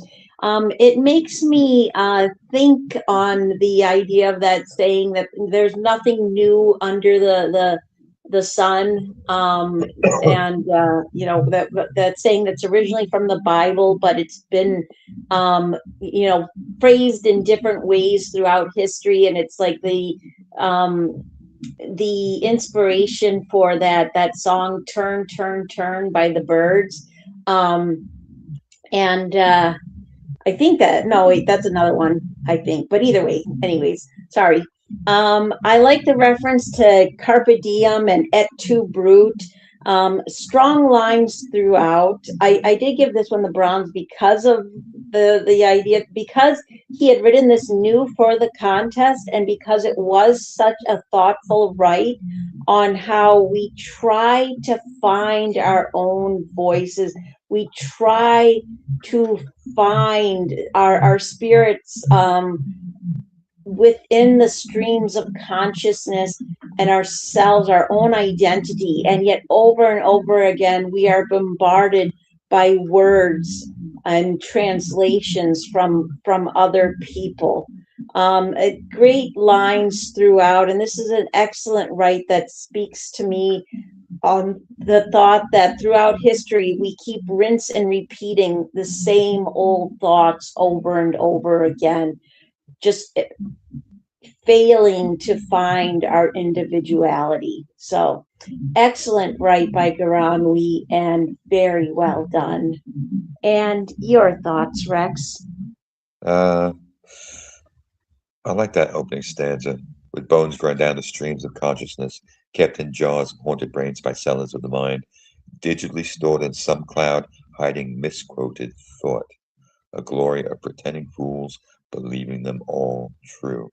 The idea of, hey, if it's on the internet, it's true, right? Yeah. Now there's a big misnomer there, you bloody idiot. No, it doesn't mean it's true. And hiding misquoted thought, again, that note of the milieu is only as good as the people who put stuff in and the people who set it up to begin with. So it ain't very good, especially if you don't parse out the crap and actually do a little bit of investigation, and you just believe the first thing that you see, which is on that note of playing at writing words, watching them betrayed by fools, shouting at new stories, but ending all the same. Yes, that wash, rinse, repeat. And then you're sitting at a desk watching history through a window pane, seeing figures in news disguises come and go. Again, that note to where where is the Quixote, the one to tilt at those false windmills? The idea of pushing back, and that thing on the back end, or is all in all the misery of Tolstoy and Hugo. The idea of those grand epics that brought the frailty and the diminishing of humanity through the thoughts and words of Tolstoy and Hugo. We've lost that note of those great works because everything's been streamed down to little tidbits and bites because nobody's paying enough attention to actually read a bloody book. Great comment there, Rex. Very well said. Very well said. All right. So I think we're going to have two carryovers, which if I don't need them for another show, they'll be on the next break on through. And that will be Sky Too Blue and No, that one's gone. Roger Set. What's that? Sky Too Blue doesn't exist. Oh, okay. Never mind then. Never mind. It's just All Roger. right. Roger sat in the Just rings. Roger. Oh, well, if we only have the one, why don't we go ahead and just do that one? All right. Gentle shouts and whispered screams from silenced voices of nightmarish dreams by Roger Satney. Off to die to sleep in the vacuums deep, with no lights and no sight, nor a human sound, without hearts to pound, just blood-curdling screams stifled between the seams, where I'm now falling, but never calling. Is anyone there? Does anyone care? When I am here, but you are there? Dare you switch with me? I ask not of thee, for it's an eternal descending, or perhaps reversed ascending. Am I slowly free falling downwards, or inversely spiraling upwards? As cruel images flash from this abyss, while passing through, I hear its evil hiss, seeing pictures with visionless sound, where both lost angels and demons abound, finding within any human being's quickly slowing chime. Spirited sounds are silently muted, then lost in limbo time. Now do I surrender to fear, or embrace its false hope so dear? For that word bravery now redefines slavery, where either way you choose, it's always a win, win, lose. So I must simply release and just accept my fate. It's heaven or hell, the furnaces or pearly gates. But I remembered what they said, those words soothing my head, as we're free falling to rise like waves which swell. I'm getting to heaven. Everyone must surf through hell. Now, very shortly, I knew only time would tell, for dreams in purgatory are an eternal yell. Therefore, it's never deceiving whenever anyone's sleeping, during gentle shouts and whispered screams. And poem. Great read there, Rex. This really connected well with the prompt, in my opinion. I like how he speaks. He writes about the dreaming mind. He does recommend to listen while reading the poem to Beethoven's Moonlight Sonata. I could not do that on the show because the sound wouldn't have worked. But the I do recommend, that, if people read this on their own and want to listen to Beethoven's Moonlight Sonata at the same time, then go ahead and do that. It might really add to the experience. This has amazing imagery and metaphors, great rhyme and flow. This is a rite that speaks to me on the voices of truth coming forth from the depths of the dreaming mind. I like how it speaks on the idea of what our dreams and our nightmares can reveal about us, our fears, the our the things, our hopes, our fears, that. Um, and I thought there was great lines throughout, but I especially like where it says, "For that word bravery."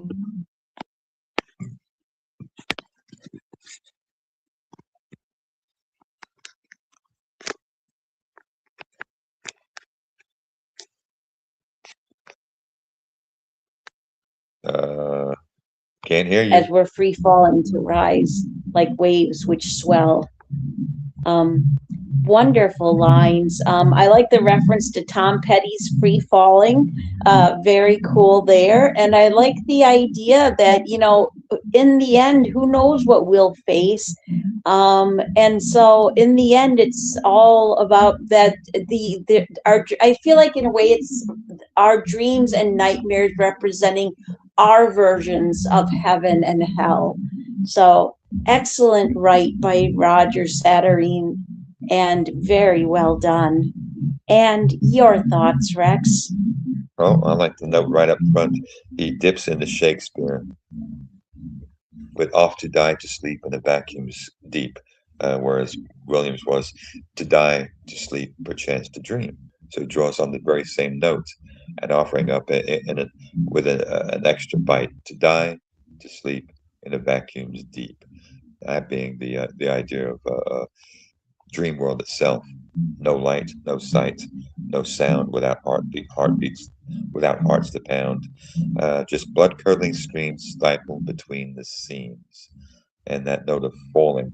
So there is a bite, a fear of death. The blood curdling screams, the I'm falling but never calling. Why? Because it's screaming. So with that note, finding the idea between heaven and hell, it's all those little tidbits during the course of the day that leak into your mind, but are never expressed as a conscious thought in the moment. Why? Because they're diffused in the moment because you're doing other things and you don't have time to deal with it. So it gets stored in your mind and it gets sorted out in your sleep. So you get this idea of where real surrealism is in that note of the dream world itself as everything shifts back and forth between this and that. And you got that note of heaven and hell, furnaces or pearly gates. But I remember what they said, those words soothing my head. As we're free falling, arise like waves which swell. In getting to heaven, everyone must surf through hell.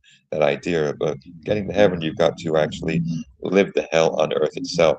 That being your final trial before actually passing on to the great divide. I like that. I like that. Great observations. Very cool. Very cool. Well, this has been a wonderful, wonderful lineup of poetry tonight. Great company. Thank you, as always, Rex, for being an amazing co-host. Seeing as we got through the board, I will have to, besides coming up with a couple of other contests for other shows, I'll have to come up with a contest for Break On Through. And let's see. Like I said, thank you to you. Thank you to Fill My Eyes for all she does.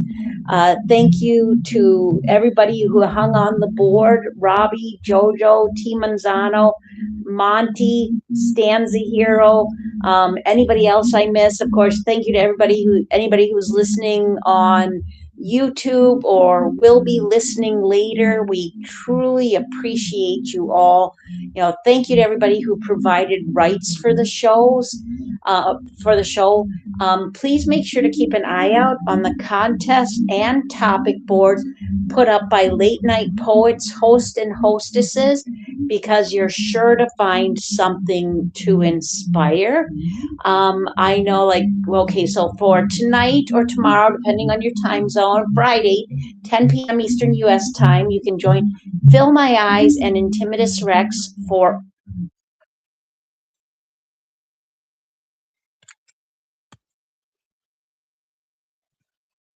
it's to that topic board. If anybody wants to add an open poetry right to that, please feel free to do so. Oh my goodness gracious. I can't believe you can tell it's the end of the show because I'm stumbling over the simplest of words. Holy moly macaroni. All right. Well, like I said, keep an eye out on those contests and topic boards. You're sure to find something to inspire. And have a wonderful night, everyone. And have a wonderful night, Rex. Good night, all. Good night, Pam.